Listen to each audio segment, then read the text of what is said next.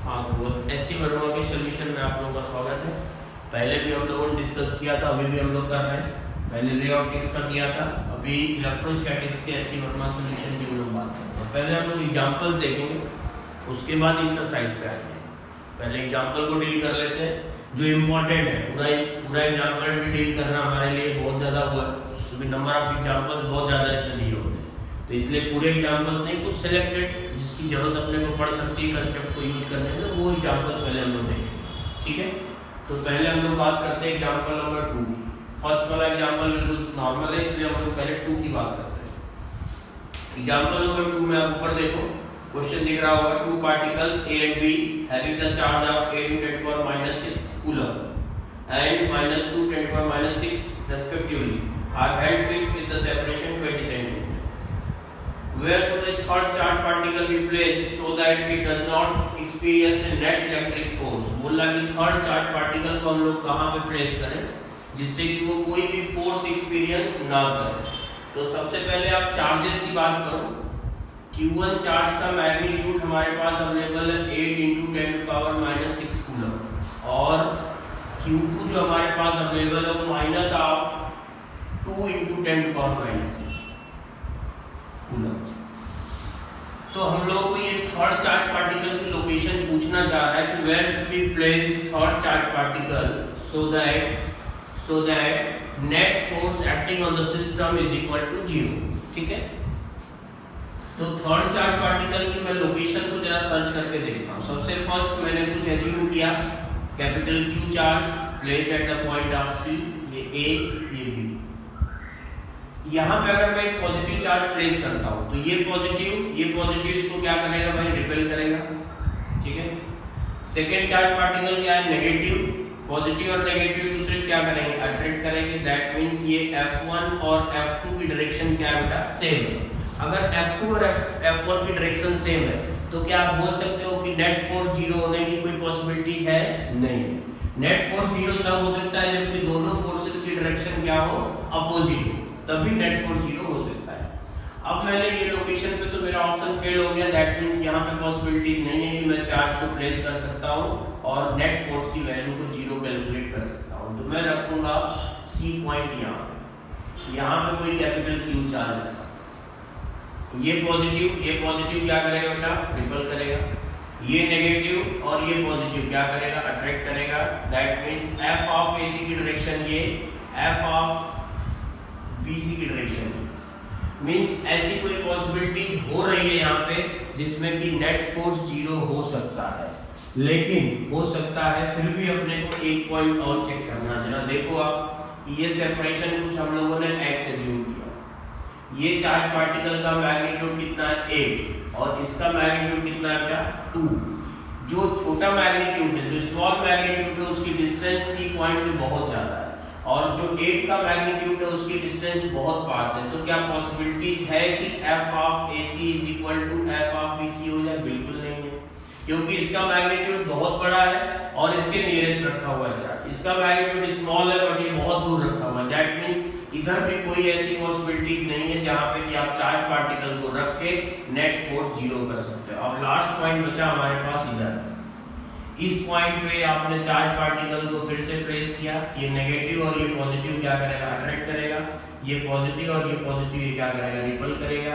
That means direction of F of AC is opposite to the F of BC। सही। अब यहाँ पे possibilities है कि यहाँ पे नेट फोर्स 0 हो सकता है। तो मैं इंडिविजुअल इनकी वैल्यू लिख लूं भाई, F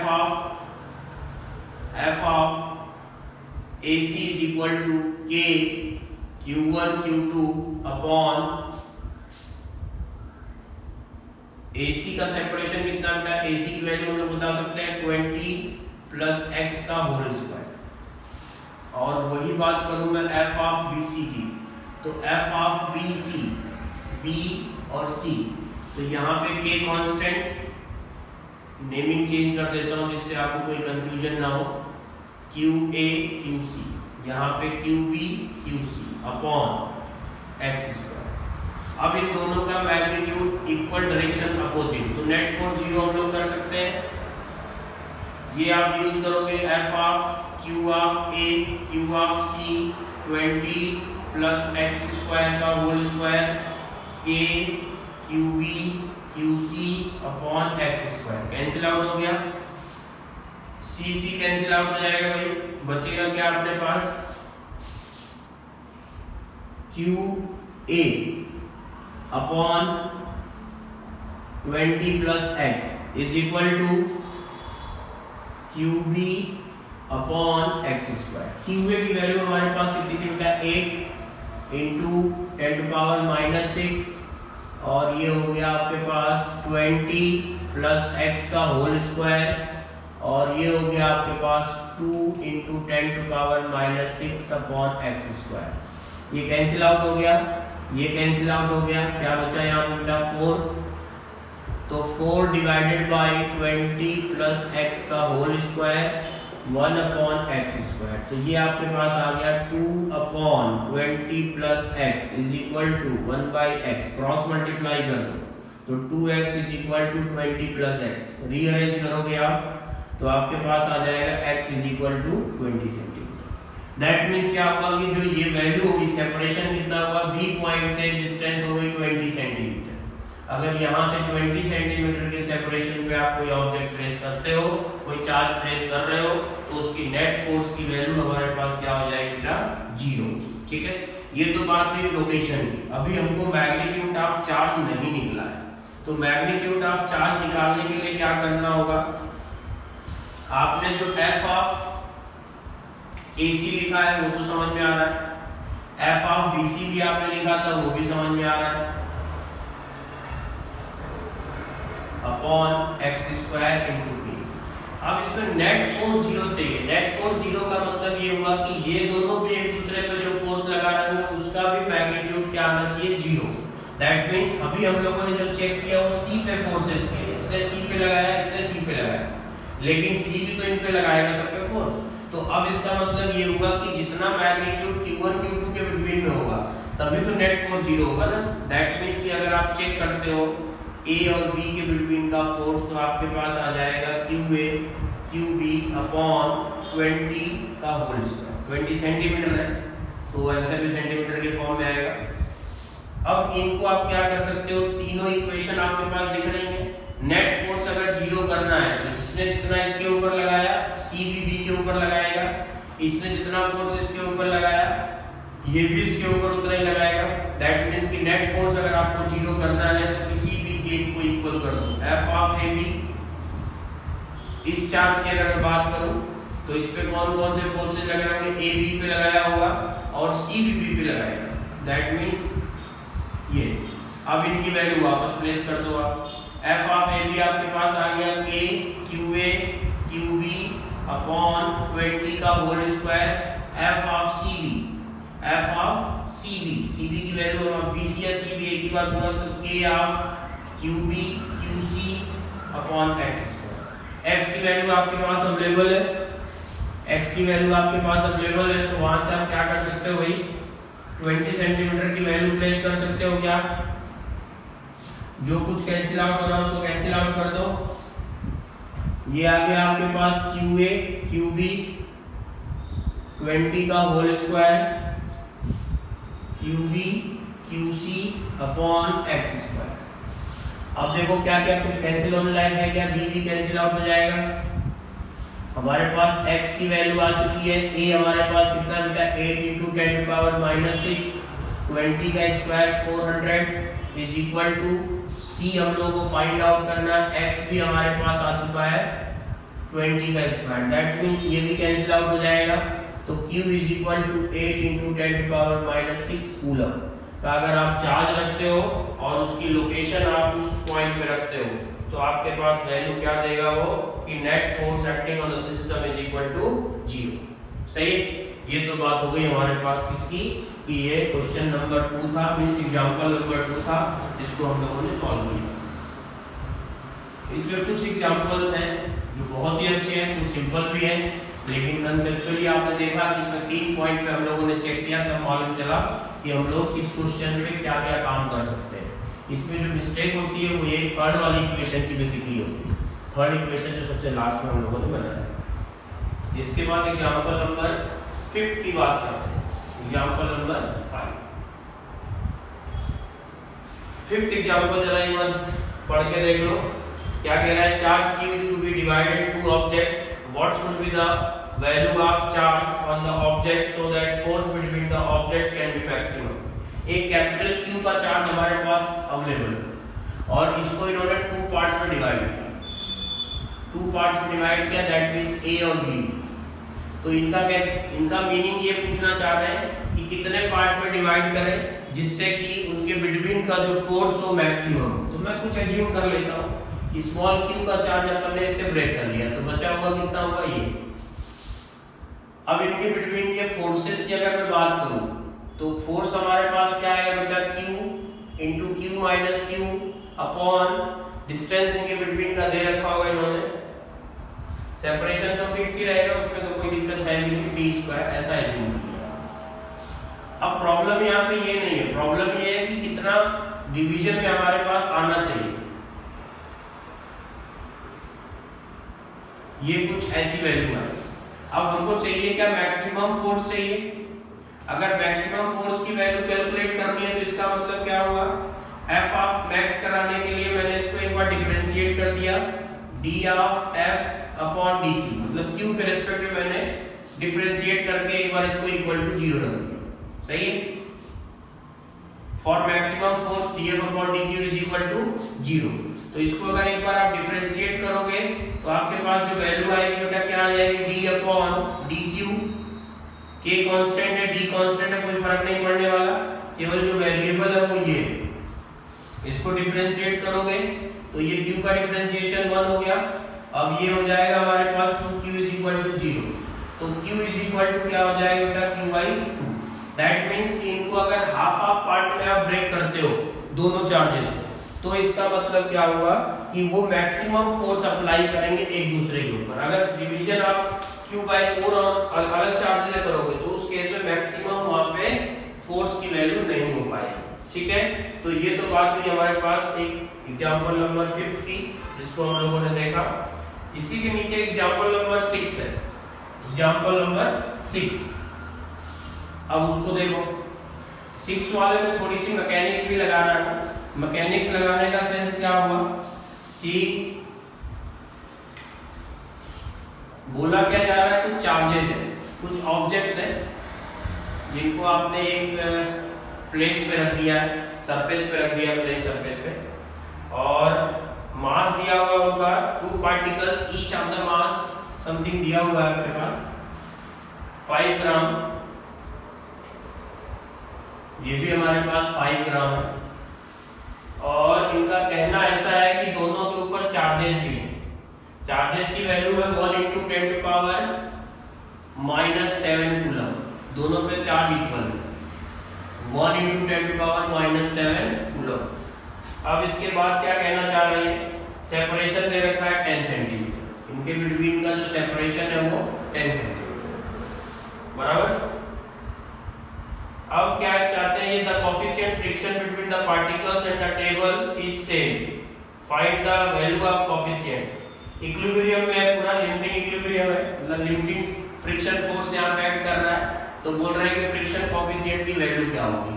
बट ऑब्वियसली ये चार्जेज है, दोनों पॉजिटिव है, दोनों एक दूसरे पे फोर्स ऑफ रिपल्शन लगाएंगे, ये इसको रिपल करेगा, वो उसको रिपल करेगा। दैट मींस अगर मैं देखूं तो F of AB, F of B, ये इसको रिपल करेगा तो फ्रिक्शन फोर्स की डायरेक्शन बैकवर्ड लगेगी, मतलब फ्रिक्शन किधर लगेगा बेटा, बैकवर्ड। और लिमिटिंग फ्रिक्शन है, दैट मींस कि net force is equal to 0। Limiting friction force है यहाँ पे, तो F of net is equal to आपके पास क्या आ जाएगा, 0। F ऑफ नेट 0 का मतलब ये हुआ कि electrical force is equal to friction force. Electrical force और फ्रिक्शन फोर्स का मैग्नीट्यूड आपके पास क्या रहेगा बेटा, इक्वल। तो F of Q1 Q2 upon d² is equal to friction force का फॉर्मूला आपने 11th में पढ़ा होगा, म्यू ऑफ mg। K आपके पास कांस्टेंट है जिसकी वैल्यू होती है 9 × 10⁹, और इसको मैं q² लिख सकता हूं क्योंकि दोनों का मैग्नीट्यूड सेम है, अपॉन d² दिया हुआ है बेटा 10 सेंटीमीटर का whole square. Is equal to, यहाँ पे आपको कन्वर्ट करना पड़ेगा तो शायद कटिंग नहीं हो सकती इसलिए म्यू आपको निकालना है 5 ग्राम मतलब 10⁻³ इंटू जी। अब इन सब की कैलकुलेशन करके आपको म्यू फाइंड आउट करना है। तो 9 इंटू ये हो जाएगा आपके पास 14 और ये 9, तो कैलकुलेशन आप देख सकते हो आराम से। नीचे का पार्ट हो जाएगा आपके पास 100 10⁻⁻4 और ये हो गया आपके पास 14, ये 9, तो बचा आपके पास 5 म्यू इंटू 5 इंटू जी, तो ये हो गया आपके पास 5 इंटू 10⁻²। तो म्यू की वैल्यू आप यहाँ पे कैलकुलेट करोगे, म्यू आपके पास जो निकल के आएगा वो वैल्यू क्या होगी कैलकुलेशन के बाद 0.18, म्यू इज इक्वल टू 0.18 की वैल्यू ये आफ्टर कैलकुलेशन देगा। तो हम लोगों ने इसमें किया क्या कि इलेक्ट्रोस्टैटिक्स भी लगा दिया और यहाँ पे जो हम लोगों ने 11th में पढ़ा था friction force, coefficient of static friction का टर्म जो हम लोग यूज करते थे उसको भी यहाँ पे अप्लाई करते हैं। तो इन दोनों तरीके से क्वेश्चन सॉल्व किया तो हमको वैल्यू मिल गई। लिमिटिंग फ्रिक्शन बोल रहा है दैट मींस सिस्टम कैसा होगा इक्विलिब्रियम। अगर सिस्टम इक्विलिब्रियम में है दैट मींस क्या होगा कि नेट फोर्स वहां पे क्या रहेगा आपके पास 0। सही है, तो ये बात हो गई हमारी एग्जांपल नंबर 6। अब इसके आगे आ जाओ, एग्जांपल नंबर 9 पे आ जाते हैं। एग्जांपल नंबर 9 भी अच्छा क्वेश्चन है और इसको भी हम लोगों को देखना है। क्वेश्चन आपके सामने है ऊपर, अगर आपने नहीं पढ़ा तो एक बार पढ़ लो, मैं भी आपको पढ़ के बता देता हूँ फिर भी। A charged particle of mass 1 gram suspended throughout the silk thread of length 40 cm। ये आपके पास सिल्क थ्रेड है जिसकी लेंथ इन्होंने दे रखा है 40 सेंटीमीटर। सही है, मास इसका अवेलेबल हमारे पास m इज इक्वल टू 1 ग्राम, छोटे चार्ज रखते हैं हमेशा लोग। और कह रहा है कि हॉरिजॉन्टल इलेक्ट्रिक फील्ड भी लग रही है। Horizontal electric field that means electric force इसी डायरेक्शन में लगेगा और पॉजिटिव चार्ज है तो इलेक्ट्रिक फील्ड का मैग्नीट्यूड हमारे पास अवेलेबल है 4 × 10⁻⁴ न्यूटन पर coulomb. if the particle stay at the distance of 24 cm from the wall equilibrium, जो हमारा ये स्टे कर रहा है वो 24 सेंटीमीटर पे कर रहा है, 24 सेंटीमीटर। ठीक है, तो हम लोगों को कैलकुलेट क्या करना है in equilibrium, find the charge of the particle. Charge की वैल्यू हम लोगों को फाइंड आउट करनी। दैट मींस क्या हुआ कि अगर आप ध्यान से देखो तो ये थीटा एंगल फॉर्म करेगा। अगर ये थीटा एंगल फॉर्म करेगा तो नीचे की तरफ क्या लगेगा बेटा mg, और इधर क्या लग रहा है स्ट्रिंग की टेंशन। कंपोनेंट करोगे ये थीटा तो ये भी थीटा होगा, दैट मींस क्या हो गया t cos थीटा, और ये हॉरिजॉन्टल फोर्स क्या हो जाएगा बेटा t sin थीटा। और system should be in equilibrium. System अगर इक्विलिब्रियम में है दैट मींस मैं क्या लिख सकता हूं t of cos theta is equal to mg, और यहां से क्या हो जाएगा t of sin theta is equal to electrical force. ये पूरा का पूरा सिस्टम इक्विलिब्रियम में आ गया। अब हमको अगर सब कुछ अवेलेबल है, ये डिस्टेंस हमारे पास है 40 सेंटीमीटर, ये 24 सेंटीमीटर। पहली बात तो थीटा की वैल्यू मैं यहाँ पे कैलकुलेट कर सकता हूँ।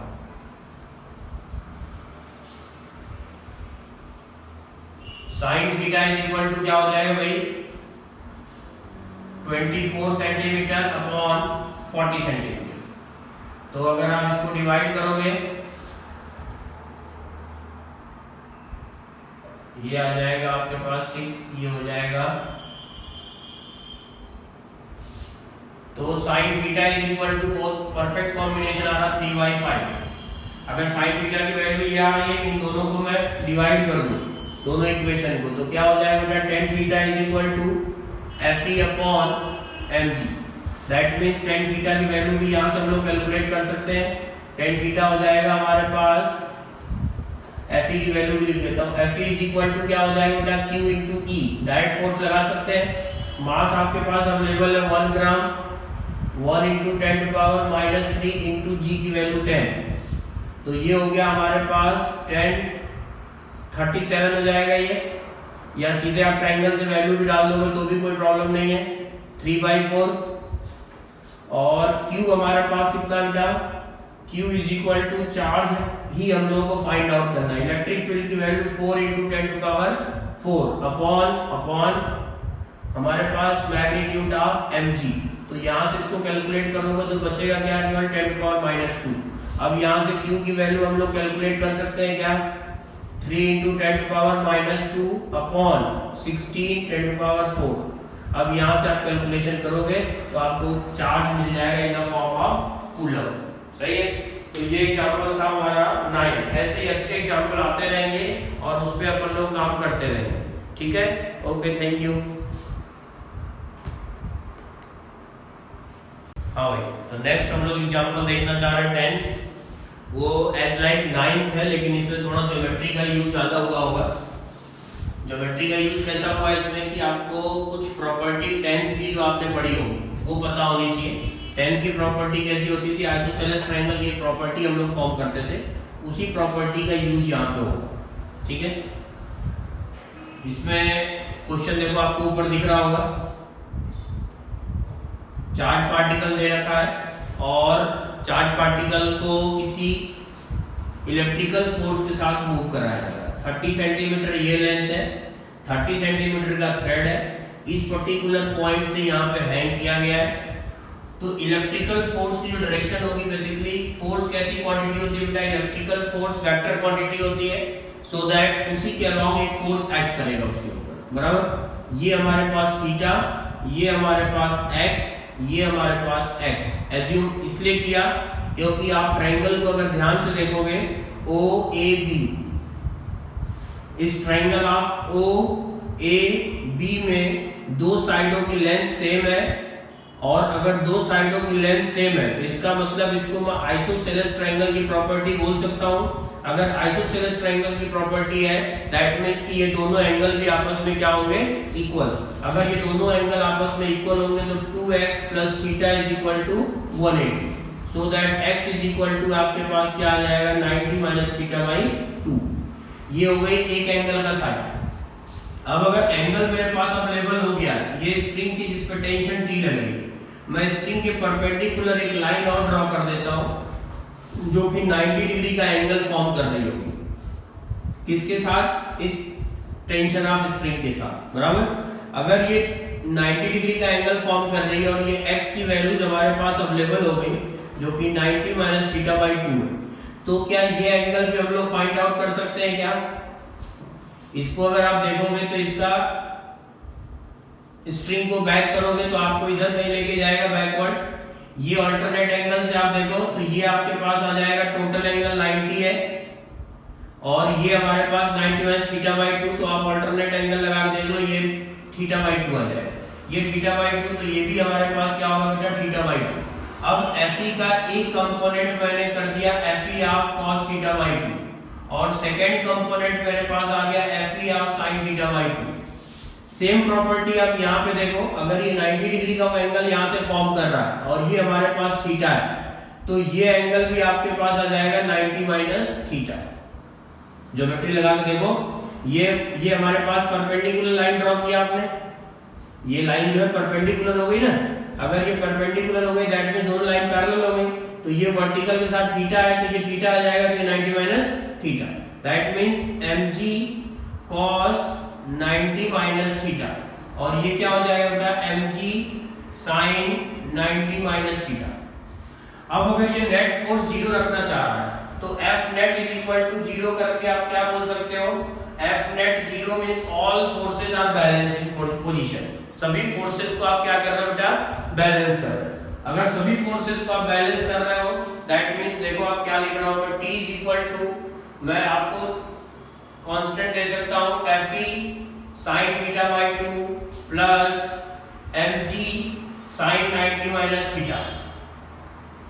सही है, mg sin 90 - θ, तो उसको आप कन्वर्ट करके cos θ में लिख देना। सेकंड इक्वेशन को आप बैलेंस करो तो आपके पास आ जाएगा Fe of cos θ/2 = mg sin 90 - θ। सही है, उसको आप यूज करोगे तो ये आ गया हमारे पास Fe cos θ/2, ये हो गया हमारे पास mg sin 90 - θ को आप क्या लिख सकते हो, cos θ। अगर ये cos θ आपने लिख दिया दैट मीन्स कि आप क्या कर रहे हो, इसको भी ब्रेक कर सकते हो क्या, अगर ये mg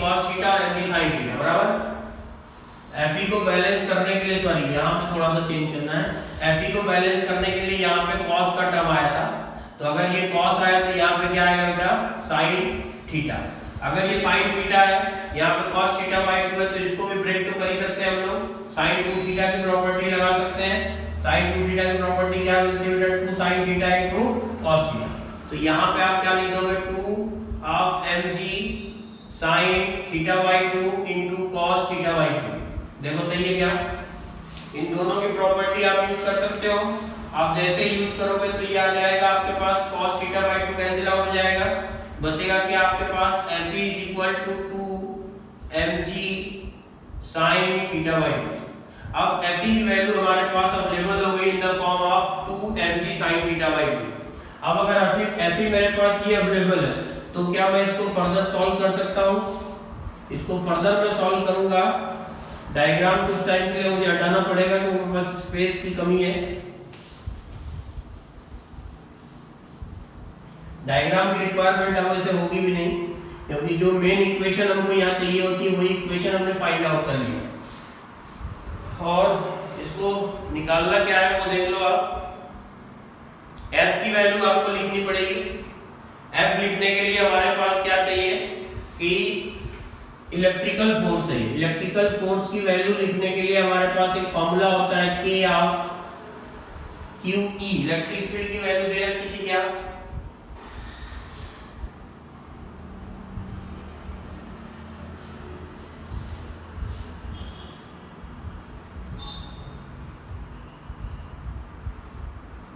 ठीक है, F is equal to K Q1 Q2 upon D square, अगर इस तरीके से आप देखोगे तो आपके पास जो है D स्क्वायर की वैल्यू भी कैलकुलेट करनी पड़ेगी, D स्क्वायर की वैल्यू निकालने के लिए हमारे पास क्या तरीका है वो देख लो आप, डायग्राम वापस जरूरत पड़ेगी अपने को, डायग्राम में थोड़ा शॉर्ट कर देता हूँ इस तरीके से,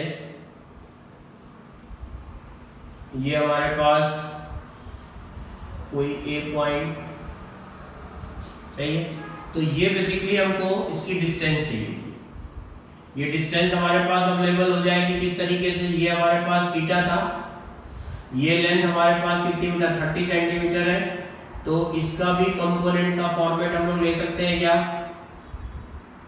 ये एंगल हमारे पास अवेलेबल हो गए, तो ये x और x से जिनकी वैल्यू आपने निकाला 90 माइनस थीटा,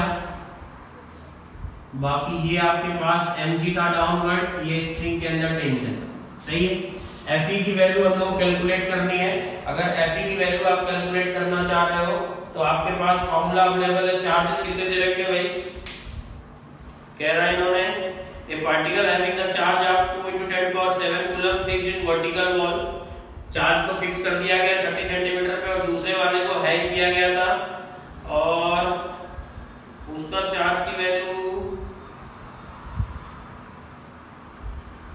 इक्वल चार्ज, मतलब दोनों का चार्ज आपस में इक्वल था, तो मैं यहाँ पे बोल सकता हूँ कि जो ये वैल्यू होगी उसके लिए मैं क्या लिख सकता हूँ 9 × 10⁹, Q1 Q2 को मैं Q स्क्वायर लिख सकता हूँ, that means that is equal to according to question हमारे पास अवेलेबल है 5 का स्क्वायर 25 10 टू -7, तो -7 कितना होगा बेटा 14, और नीचे की जो डिस्टेंस होगी वो हो जाएगी AB स्क्वायर, ये डिस्टेंस जो हमारे पास होगी वो AB स्क्वायर, तो एक काम करो कि यहाँ से परपेंडिकुलर ड्रॉ कर दे, यहाँ से परपेंडिकुलर ड्रॉ करोगे तो ये वैल्यू हमारे पास 30 अवेलेबल है, तो क्या इसको भी हम लोग कैलकुलेट कर सकते हैं क्या, दैट मींस इसका कंपोनेंट आप इसके अलॉन्ग करोगे तो ये हो गया 90 माइनस थीटा बाई 2, देख लो ध्यान से, ये 90 माइनस थीटा बाई 2, तो ये कितना हो गया बेटा theta by 2, that means AB की वैल्यू मैं प्लेस कर सकता हूँ क्या, AB की वैल्यू अगर मैं पूरी वैल्यू निकालना चाहूंगा तो 2 ऑफ OA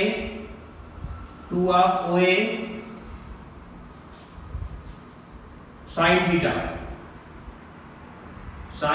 बाई 2, सही है, तो AB की वैल्यू आपने प्लेस कर दी 9 × 10⁹ 25 10⁻⁻14 divided by 2OA sin theta by 2 का होल स्क्वायर, पूरे का होल स्क्वायर सॉरी, अब ये Fe हमारे पास अवेलेबल हो गया बेटा, मास हमारे पास अवेलेबल, ये भी एक sin थीटा का टर्म है। अगर ये भी sin थीटा का टर्म है तो वैल्यू आप वापस प्लेस करोगे इसमें, वैल्यू वापस प्लेस करने के बाद हमारे पास क्या आएगा वो देख लो आप। अब बस फाइनल आंसर ही आ जाएगा इसमें। Fe की वैल्यू अवेलेबल करा दी आपने 9 × 10⁹ एज यूजुअल मैं कैलकुलेशन नहीं करूंगा। 25 10⁻⁻14 डिवाइडेड बाय, इसको स्क्वायर करोगे तो 4। OA की वैल्यू हमारे पास 30 सेंटीमीटर 10⁻⁻2 का होल स्क्वायर, और ये हो जाएगा sin स्क्वायर θ/2। सही है, Fe आ गया हमारे पास, that is equal to 2 mg sin θ/2। सही है। अब अगर इसको देखो तो इसको उधर ले जाओगे तो क्या हो जाएगा, क्यूब के फॉर्म में हो जाएगा। मास हमारे पास अवेलेबल है, मास की वैल्यू हमारे पास अवेलेबल है, इनको सॉल्व कर लो तो ये आ जाएगा -5 और ये 4 300 का स्क्वायर 30 का square 900 10⁻⁻4 is equal to 2 mg sin³ θ/2। सही है। बस आपको फाइनली क्या करना है, इसको sin³ थीटा को एक बार सॉल्व करना पड़ेगा, मतलब इसकी वैल्यू सब नीचे लेके आ जाओगे तो बचेगा क्या आपके पास sin³ θ/2 is equal to 9 × 25 × 10⁻⁻5 divided by, इसको भी नीचे लेके आना पड़ेगा 4 × 900 10⁻⁻4 2 mg। बस इसमें वैल्यू आप डाल दोगे, कैलकुलेशन के बाद क्यूब कर दोगे तो आपको वैल्यू मिल जाएगी। हालांकि एग्जैक्ट वैल्यू निकालना थोड़ा डिफिकल्ट है इस क्वेश्चन में, उसका रीजन ये है क्योंकि ये थोड़ा सा अदर टाइप का क्वेश्चन। अदर टाइप का सेंस क्या हुआ कि आपको ये वैल्यू जो दिखाएगा वो क्यूब के फॉर्म में दिखा रहा है, ठीक है। और इसका फाइनल जो रिजल्ट इन्होंने दिया है वो 17 डिग्री दिया है, दैट मींस आप सॉल्व करोगे तो आपको 17 की वैल्यू अप्रॉक्स दे देगा, ठीक है। इसमें कैलकुलेटर आपको साइंटिफिक कैलकुलेटर ही लगाना पड़ेगा, वही आपको सॉल्व करके दे सकता है। तो एक बहुत ही अच्छा क्वेश्चन था जिसमें कि आपने ज्योमेट्री भी लगाया और सब कुछ यूज करके हम लोग इसको सॉल्व किए। ज्योमेट्री लगाने के बाद ये वैल्यू हमको दिया जिससे कि हमने ट्रायंगल्स की वैल्यू फाइंड आउट कर पाए, ट्रायंगल्स की साइड एंगल, ठीक है। अब इसलिए आगे बढ़ते हैं हम लोग नेक्स्ट क्वेश्चन पे।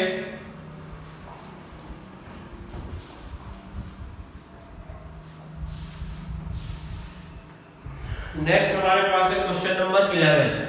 क्वेश्चन नंबर 11 को अगर अपन देखें, क्वेश्चन देखो आपको ऊपर दिख रहा होगा, 4 particle each having the charge of q placed on the 4 vertices of regular pentagon. This distance each corner from the corner center is a. Find the electric field at the corner of pentagon. Actual में यहाँ पे इन्होंने एक pentagon दे रखा है और उस pentagon की प्रॉपर्टी कैसी दी इन्होंने कि सभी कॉर्नर्स पे चार्जेस रखे हुए, बराबर, A B C D E, और 4 कॉर्नर पे इन्होंने चार्ज रखा हुआ है, एक कॉर्नर को छोड़ दिया। सपोज दैट कि इस कॉर्नर को ही छोड़ दिया, यहाँ पे क्यू का चार्ज रखा है, यहाँ पे क्यू का चार्ज रखा है, यहाँ पे क्यू का, यहाँ पे क्यू का। तो एक चीज तो आप ध्यान से देखो कि अगर ऑल कॉर्नर्स पे हम लोग चार्जेस प्लेस करते हैं तो इसका मतलब क्या होता है कि नेट इलेक्ट्रिक फील्ड की वैल्यू क्या हो जाती है बेटा, 0। अगर हम लोग सभी कॉर्नर्स पे चार्जेस रखते तो, जैसे आपने रिंग का केस थ्योरी में पढ़ा होगा, रिंग के सेंटर पे इलेक्ट्रिक फील्ड क्या हो जाती है, 0, या स्क्वायर है उसके चार्जेस कॉर्नर पे चार्जेस रखे हैं तो यहाँ पे इलेक्ट्रिक फील्ड की वैल्यू क्या हो जाएगी, 0। लेकिन यहाँ पे इन्होंने कॉर्नर एक खाली छोड़ दिया है, दैट मींस उससे फर्क क्या पड़ने वाला, पहले तो वो देख लो। अगर नेट इलेक्ट्रिक फील्ड की बात हम लोग करते हैं ऑल कॉर्नर्स पे चार्ज रखते तो वैल्यू क्या आ जाती है बेटा, 0। सही है। होता क्या है कि सब इलेक्ट्रिक फील्ड एक दूसरे को कैंसिल आउट कर देते, ये सब मिलके एक दूसरे को कैंसिल आउट कर देते, लेकिन इसका मतलब एक कॉर्नर पे आपने चार्ज नहीं रखा है तो कोई एक इलेक्ट्रिक फील्ड यहाँ पे कैंसिल आउट नहीं होगी, वो किसी की भी हो सकती है। उसका रिजल्टेंट जो होगा इलेक्ट्रिक फील्ड की वैल्यू आप 0 नहीं कर पाओगे क्योंकि एक कॉर्नर पे चार्ज यहाँ पे प्लेस नहीं किया गया। अगर एक कॉर्नर पे चार्ज नहीं रखा गया है तो वो इस पॉइंट पे जो रिमेनिंग पार्ट बचा, एक चार्ज की वजह से इलेक्ट्रिक फील्ड कितना लग रहा होगा यहाँ पे, kq/a²। दैट मींस क्या हुआ कि आप सबकी वजह से इलेक्ट्रिक फील्ड देखोगे, a पॉइंट की वजह से, b पॉइंट की वजह से, c पॉइंट की वजह से, d पॉइंट की वजह से और e पॉइंट की वजह से। तो नेट वैल्यू क्या हो जाएगी बेटा, 0। सपोज ये एक दूसरे को कैंसिल आउट कर रहा है, ये एक दूसरे को कैंसिल आउट कर रहे हैं, तो इसको कैंसिल करने वाला कौन हुआ बताओ भाई? ये तो तब होता ना जबकि अगर यहाँ पे भी चार्ज है तो सब कैंसिल करके जीरो कर देता है। इसका मतलब एक की वैल्यू यहाँ पे आप तभी कैलकुलेट कर सकते हो जबकि एक कॉर्नर पे आपने चार्ज नहीं रखा है, तो उसकी वजह से जो इलेक्ट्रिक फील्ड होगी that is equal to AQ/A²। मेरी बात समझ में आई? ये था हमारा क्वेश्चन नंबर कुछ 11। अब एक 12 क्वेश्चन है, वो भी एक बेहतरीन क्वेश्चन है जिसका यूज हम लोग बहुत बार कर चुके हैं और करना भी चाहिए, खास तौर पे जेई वालों के लिए बहुत इंपॉर्टेंट पार्ट है ये, और एक मैथमेटिकल अप्रोच से क्वेश्चन सॉल्व होता है पूरा। ठीक है, तो मैथमेटिकल अप्रोच की अगर बात करें तो हमारे पास क्वेश्चन में रॉड दे रखी है और रॉड से कुछ पॉइंट पे हमको इलेक्ट्रिक फील्ड फाइंड आउट करना है। सही है?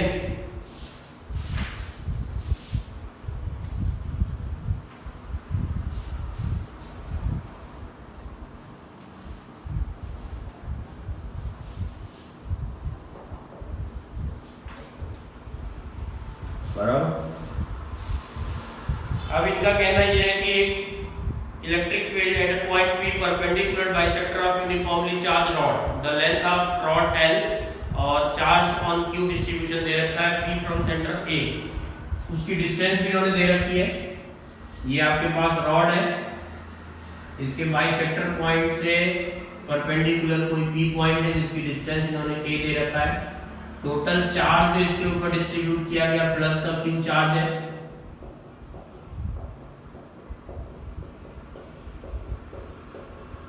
प्लस Q चार्ज आपने दिया। अब देखो रॉड का हर एक पार्ट क्या करेगा, P पॉइंट पे इलेक्ट्रिक फील्ड प्रोड्यूस करेगा। ये कुछ अलग इस तरीके से इलेक्ट्रिक फील्ड देगा, ये कुछ इस तरीके से अलग देगा, और सबकी डिस्टेंस भी आप ध्यान से देखो तो अलग अलग होगी।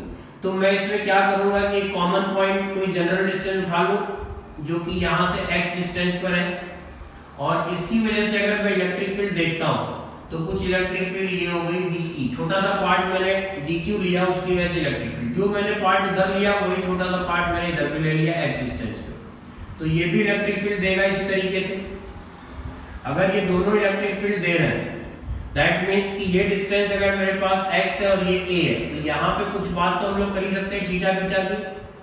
अगर ये थीटा एंगल लोगे तो ये भी थीटा होगा, अगर वो थीटा होगा तो कंपोनेंट DE cos थीटा इधर चला जाएगा, और हॉरिजॉन्टल कंपोनेंट क्या हो जाएगा बेटा DE sin थीटा। सेम इधर भी आएगा DE sin theta, cancel out हो जाएगा सब एक दूसरे से, बचेगा क्या हमारे पास केवल DE cos थीटा। अब इस DE cos थीटा की वैल्यू अलोंग टू द आप बोल सकते हो y axis, electric field due to the rod along to the x axis is equal to आप बोल सकते हो 0। ठीक है, अगर ये electric field along to the y axis हमारे पास अवेलेबल है तो DE के लिए हम लोग क्या कर सकते हैं बेटा, K DQ, ये डिस्टेंस आप कैलकुलेट कर सकते हो। ये हमारे पास A है, ये x है, तो ये कितना हो जाएगा root of a square plus x square. ये वैल्यू हमारे पास क्या हो गई a square plus x square का होल स्क्वायर। सही है, और cos थीटा जो हमारे पास था वो तो एज इट इज है, अभी मैं इसको एज इट इज रख रहा हूँ। अब एक काम और बचा हुआ है कि DQ की वैल्यू हमको फाइंड आउट करनी है। अगर DQ की वैल्यू फाइंड आउट करनी है तो बेटा कैसे करूं, चार्ज पर यूनिट लेंथ। सही है, charge per unit length into small part of length that means dx। छोटे से पार्ट के लिए अगर बात करोगे आप तो ये क्या हो जाएगा Q/L इनटू dx। अब मैं देखो यहाँ पे सब कुछ रिप्लेसमेंट कर सकता हूँ क्या? अब मैं यहाँ पे अगर रिप्लेसमेंट कर रहा हूँ तो electric field along to the y axis K DQ की जगह क्या आ जाएगा बेटा, Q/L cos theta dx upon root of a square plus s square. तो उसको आप रूट हटा दोगे तो क्या हो जाएगा a square plus x square. सही है, cos थीटा की वैल्यू आप ट्रायंगल देखो आपको दिख रहा है क्या, अगर ये थीटा एंगल है तो cos थीटा की वैल्यू आप ट्रायंगल से प्लेस कर सकते हो। cos theta is equal to अगर आपके पास अवेलेबल है तो ट्रायंगल से वैल्यू प्लेस कर सकते हैं अपन लोग भाई। ट्रायंगल से आप वैल्यू प्लेस करोगे तो आपके पास क्या आ जाएगा, देखो जरा,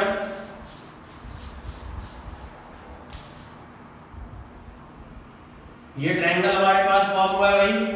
ये हमारे पास थीटा, ये a, ये रूट ऑफ समथिंग, तो हम लोग सीधे cos थीटा की बात करें a upon root of a square plus x square.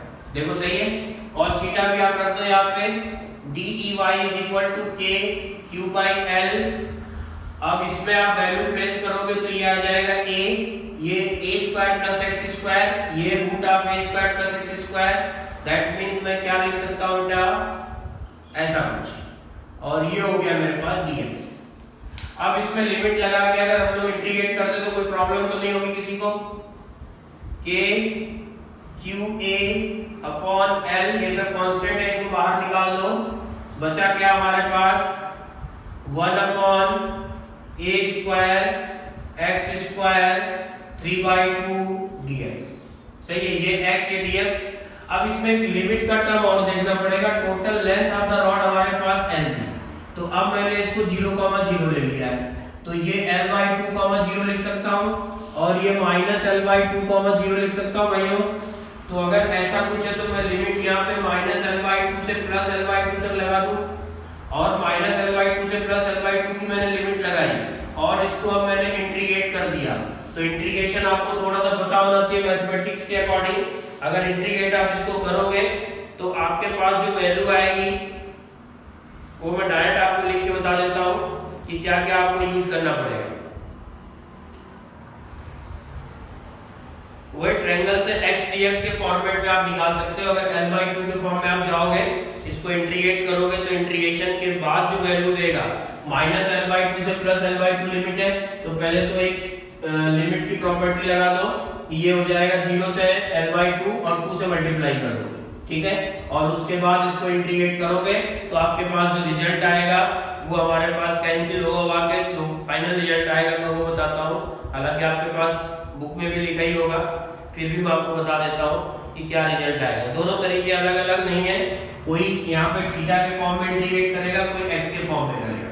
तो ये कैंसिल होने के बाद जो आपके पास रिजल्ट आएगा वो हमारे पास है q upon 2 pi epsilon naught root of l square plus 4 of a square. आप वैल्यू डालोगे, इंटीग्रेट करोगे तो आपको 101% ये रिजल्ट को देगा। सही है, तो ये बात हो गई हमारी। अच्छा क्वेश्चन क्या था कि इसमें मैथमेटिकल अप्रोच अच्छी खासी लग रही है। मैथमेटिकल अप्रोच अगर अच्छी लगाओगे आप तो उसमें आपको क्वेश्चन करने में थोड़ा अच्छा लगेगा, और कैलकुलेशन उसकी इजी करने के लिए आपको नए नए तरीके हो सकते हैं। यही क्वेश्चन एक मेथड और भी सॉल्व कर सकता था, अनदर मेथड से इसको हम लोग सॉल्व कर सकते थे, जहां पे कि dx का टर्म ना आकर d थीटा का टर्म आता। ठीक है, तो ये बात हो गई हमारी एग्जांपल नंबर 11। इसके बाद एक अच्छा एग्जांपल है एग्जांपल नंबर 13, वो भी एक बेहतरीन क्वेश्चन है, उसको भी आपको देखना चाहिए। या चलो फिर उसको अपन लोग